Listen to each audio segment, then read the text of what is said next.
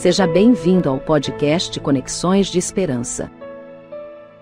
Este áudio é reprodução de leituras e reflexões diárias matinais de textos de Ellen White, feitas pelo pastor Carlos Alvarenga por videoconferência, através do aplicativo Zoom e transmitidas ao vivo pelo canal Conexões de Esperança no YouTube. Nosso desejo é que sua experiência com Deus seja enriquecida com o que você vai ouvir a seguir.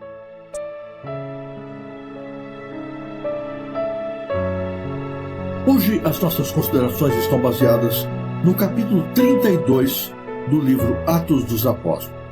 Neste capítulo nós lemos assim: em sua primeira carta à igreja de Corinto, Paulo deu aos crentes instruções referentes a princípios gerais sobre os quais se apoia o sustento da obra de Deus na terra. Escrevendo a respeito de seu trabalho apostólico em favor deles, ele interroga: quem jamais milita à sua própria custa? Quem planta uma vinha e não come do seu fruto? Ou quem apacenta o gado e não toma do leite do gado? Não atarás a boca ao boi que trilha o grão.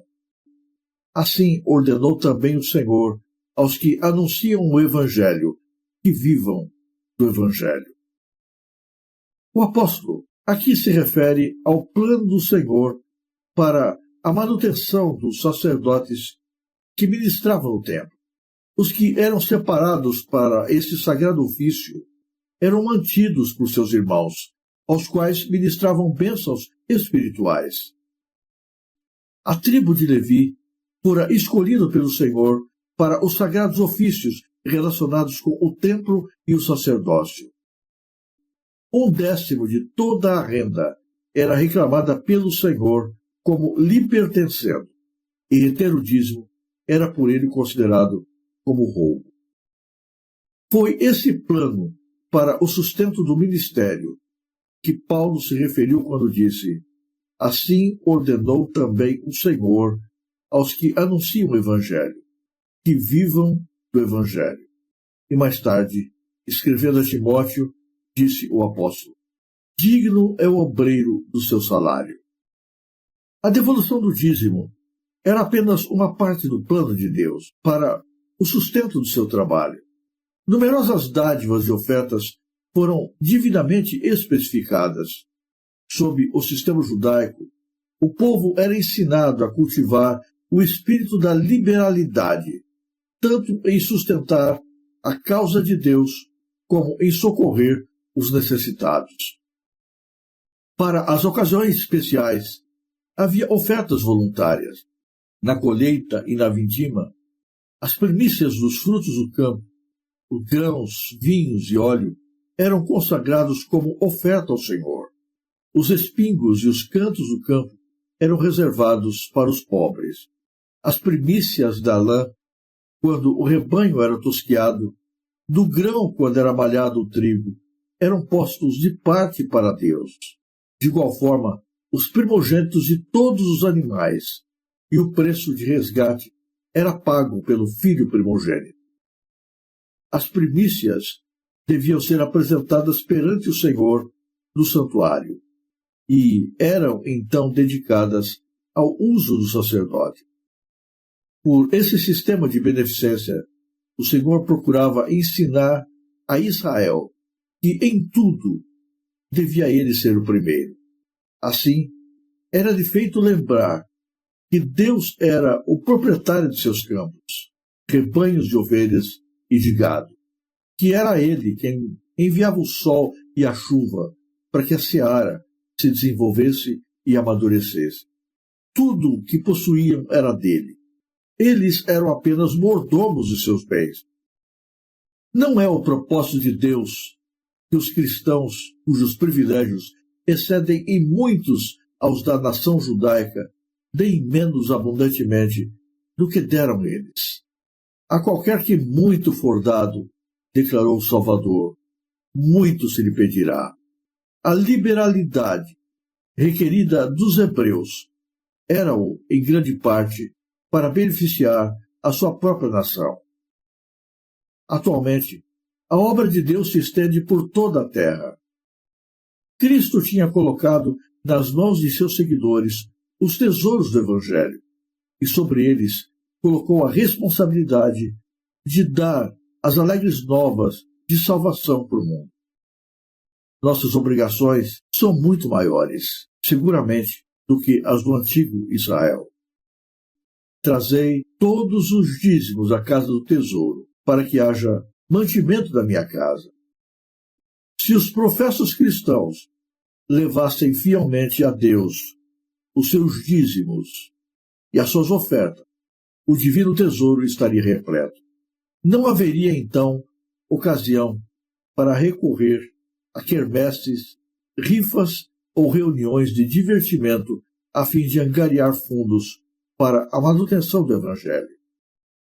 As pessoas são tentadas a usar seus bens em benefício próprio, na satisfação do apetite, no adorno pessoal ou no embelezamento dos seus lares. Nessas coisas, muitos membros da Igreja não hesitam em gastar livremente e até de forma extravagante, mas quando são solicitadas a dar para o tesouro do Senhor, a fim de que se promova a sua obra na terra, titubeiam. E não raro, gastam com coisas desnecessárias, não manifestam o amor real pelo serviço de Cristo. Não é de admirar que a vida cristã de tais criaturas seja uma existência atrofiada e doentia. Aquele cujo coração se abrasa com o amor de Cristo considera não apenas um dever, mas um prazer ajudar no avanço da mais elevada e santa obra delegada aos seres humanos, a obra de apresentar ao mundo as riquezas da bondade, da misericórdia e da verdade. É o espírito de cobiça que leva os homens a guardar para a satisfação do próprio eu.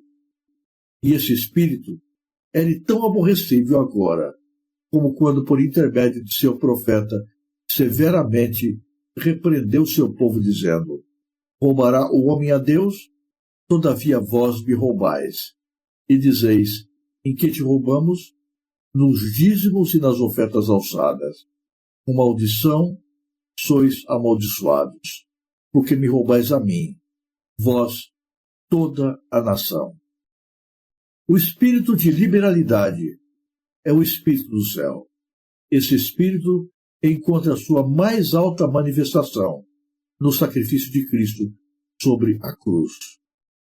Em nosso benefício, o Pai nos deu seu único Filho, e Cristo, tendo renunciado a tudo o que possuía, entregou-se para que o homem pudesse ser salvo. A cruz do Calvário deve ser um apelo à beneficência de cada seguidor de Cristo. O princípio aí ilustrado é dar. Aquele que diz que está nele deve andar como ele andou. Quando Deus criou o ser humano, formou para ele um lar todo especial, um jardim, o lugar mais lindo da terra, e colocou-o para habitar nesse lugar. Embora tivesse domínio sobre tudo o que havia dentro do jardim, tanto animais como árvores, plantas, Adão e Eva não eram os donos do lugar. Eles eram apenas os mordomos de Deus. E para que não se esquecessem disso, Deus colocou uma restrição. Deus disse: eu tenho colocado diante de vocês todas as árvores que dão fruto. Vocês podem comer livremente de cada uma delas. Porém, há uma árvore que está no meio do jardim, da qual vocês não devem tocar, porque no dia em que vocês tocarem na mesma, vocês morrerão. Essa árvore não era venenosa, nem representava um egoísmo da parte de Deus, porque, na verdade, Deus havia dado tudo para o uso deles. Deus havia reservado apenas uma árvore, e ao reservar essa árvore, não significava que Deus precisasse dela, mas Deus queria, através dela, lembrar Adão e Eva de que eles não eram donos do lugar onde estavam. Eles pertenciam a Deus, O jardim pertencia, em última instância, a Deus, e deviam viver para honrar e glorificar o nome de Deus, de acordo com a sua vontade, em obediência a Ele. Nós conhecemos a história. Adão e Eva não se contentaram com tudo aquilo que Deus havia dado, mas tocaram também naquilo que pertencia ao Senhor. E o resultado, ao tocarem naquilo que era de Deus, não foi que se tornaram mais ricos. Muito pelo contrário. Quando tocaram no que era de Deus, eles perderam tudo. O Jardim do Éden mostra para nós a nossa relação com Deus ainda hoje. As circunstâncias mudaram. Nós não moramos mais no lugar perfeito, nem no jardim harmônico, como aquele em que Adão e Eva moraram. Mas tudo pertence a Deus. A nossa vida não é nossa. Se nós estamos aqui, é porque Deus cuida de nós. Se nós dormimos e acordamos nesta manhã, é porque Deus manteve a nossa existência. É Deus quem nos dá o pulsar do coração. É Deus quem nos dá a capacidade de existir, as forças para trabalhar. É Deus quem nos dá todas as condições para que a nossa vida se perpetue. É Ele que provê o nosso abrigo, o nosso vestuário, o pão nosso de cada dia, a água que sacia nossa sede. É Deus que cuida de nós e provê para todas as nossas necessidades. Ele faz isso de maneira abundante, porque Ele nos ama. Ele nos deu tudo. Mas para que sejamos felizes no uso desse tudo, há um princípio que não pode ser esquecido. Deus tem que estar em primeiro lugar.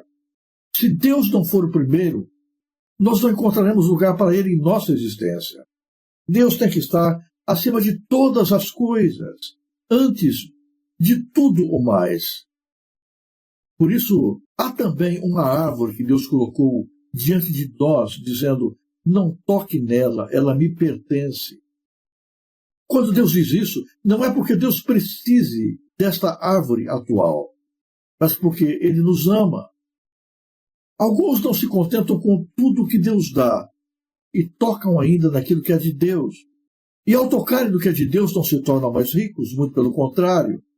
Aí eles perdem tudo, porque abrem espaço para que o devorador venha e roube as bênçãos de Deus. Tudo na vida só tem sentido, só tem significado, se é vivido com a bênção do Senhor. Se perdemos a bênção de Deus, tudo não representa nada. Tocar no dízimo do Senhor é pecado, é roubar a Deus. Embora as pessoas fiquem escandalizadas quando essa expressão usada em Malaquias é lembrada. Mas a verdade é essa. Nós podemos querer dourar a pílula. Nós podemos querer amenizar a verdade. Mas tocar no dízimo é roubar ao Senhor. Deus é o proprietário de todas as coisas. Se nós quisermos ser felizes e abençoados aqui, Deus tem que ser mantido, lembrado, sempre em primeiro lugar. Às vezes achamos que Deus pede muito de nós. Mas será que é verdade isso? Quem pede muito de nós, na verdade, é o governo, que não nos dá nada em troca. Os impostos são altíssimos e não há escapatória. Cada vez o governo quer mais. Mas Deus não fez isso. Deus estabeleceu um princípio justo e que vale tanto para o rico quanto para o pobre. Deus não exige que nós entregamos tudo como oferta sobre o seu altar. Deus pede apenas uma pequena parte daquilo que Ele nos dá. Por antigo Israel, Deus pedia muito mais. Na verdade, Deus havia dito para o povo de Israel: não só o dízimo é meu, mas as primícias de todas as coisas. Os primogênitos, tanto dos homens quanto dos animais, são meus também. E você deve resgatar esses primogênitos. Por isso, quando uma criança era dedicada a Deus, era dada uma oferta especial ao Senhor. Essa oferta era o preço do resgate. Quando um animal primogênito nascia, Ele devia ser resgatado diante do Senhor. Quando qualquer coisa era colhida, quando as primícias dos trabalhos eram alcançadas, os primeiros frutos deviam ser levados a Deus. E o interessante é que Israel não se tornou uma nação empobrecida e infeliz. Muito pelo contrário. A despeito de todas as provações, de todas as perseguições, de todos os problemas que enfrentaram em todos os tempos, Israel é uma das nações mais ricas e abençoadas da terra. Os maiores banqueiros do mundo são judeus. Acaso? Não. Bênção do Senhor. Nós colhemos proporcionalmente aquilo que nós plantamos. Muitos dizem assim: eu não gosto desse assunto. Eu não gosto de ir à igreja e ouvir falar sobre dízimo. A igreja não tem que estar preocupada em falar sobre dinheiro. Dízimo não tem a ver com dinheiro. Dízimo tem a ver com a bênção de Deus sobre a nossa vida. Dízimo tem a ver com a nossa disposição de nos relacionarmos com o Senhor. Dízimo tem a ver com a possibilidade ou não de Deus poder nos abençoar. A árvore foi dada para Adão e Eva para que eles continuassem felizes, para que eles não pecassem, para que eles se lembrassem sempre de que Deus tem que vir primeiro. O dízimo tem o mesmo propósito. Ele foi dado para nós também, para que nós não nos esqueçamos que nós não vamos ser felizes aqui neste mundo, a despeito de tudo que pudermos realizar, se Deus for esquecido. Nós podemos até nos iludir, achando que nós precisamos daquilo que Deus reservou para si, mas isso é apenas uma ilusão diabólica. Quando tocamos naquilo que pertence a Deus, não nos tornamos mais felizes, nem mais sábios, nem mais abençoados. Nós simplesmente fechamos as portas para as bênçãos de Deus e abrimos espaço para que o devorador venha e destrua as bênçãos que Deus quer implantar na nossa vida. Hoje, Deus renova a lembrança para nós. Primeiro, Deus. Lembre-se disso sempre. Não coloque qualquer outra coisa no lugar de Deus. Não cobice o que pertence a Deus. Deixe Deus ocupar o trono do teu coração. Lembre-se que na vida, quanto mais a gente semeia, mais a gente colhe. Isso acontece tanto na vida material quanto na vida espiritual.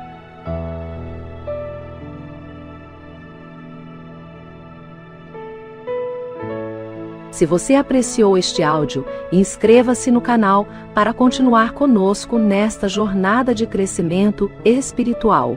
E se puder, não se esqueça de compartilhar com outras pessoas.